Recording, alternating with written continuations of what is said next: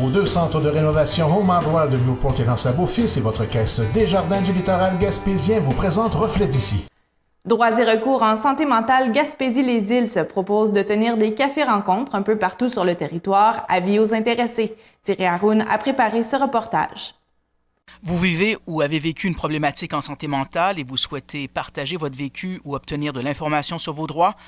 Les sujets peuvent être variés. Échange de témoignages, ateliers sur vos droits en matière de soins de santé, de travail, de logement ou autre. Une conseillère en droit va se déplacer tout près de chez vous, voire Gaspé ou Chandler par exemple, pour une session d'information sous forme de café-rencontre en groupe, du moment que 6 personnes en auront fait la demande. Tel est le message que lance cet organisme par l'entremise de sa directrice, Annick Lepage. On veut rencontrer la population, on veut entendre une parole citoyenne à l'égard des soins, des services en santé mentale de la région des individus. On veut connaître les gens dans leur force intérieure. On veut convaincre les gens que c'est important de se défendre, de ne pas garder le silence, de dire, de nommer les choses, de sortir de la loi de l'omerta. On veut les entendre, on veut vibrer parce que pour nous, c'est notre nourriture. C'est ce qui nous permet d'être outillés quand on va rencontrer les dirigeants, les intervenants en santé mentale dans nos secteurs. Ça contribue à améliorer évidemment les services à la population, là. Et les raisons sont multiples pour vous déplacer, fait-elle valoir. Il y a parfois des moments dans notre vie où on est un peu plus ébranlé que d'autres.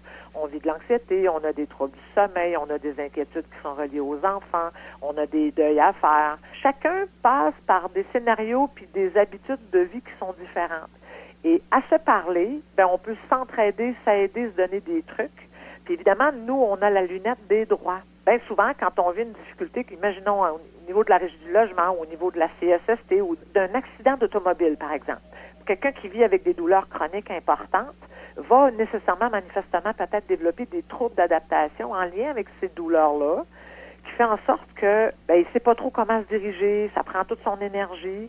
Puis, il y a tout un niveau de résilience qui est avec ça, ou dans lequel il s'en sort malgré tout. Parfois, à cause du niveau d'énergie, il aurait tendance à vouloir arrêter, décrocher, annuler, abandonner. Alors que nous, on encourage, on aide les gens, on les accompagne, on les supporte, on leur dit non, arrête pas, décroche pas.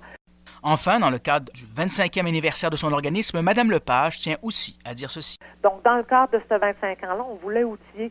Ça sert à quoi de l'aide et de l'accompagnement dans le monde de la défense de droits en santé mentale?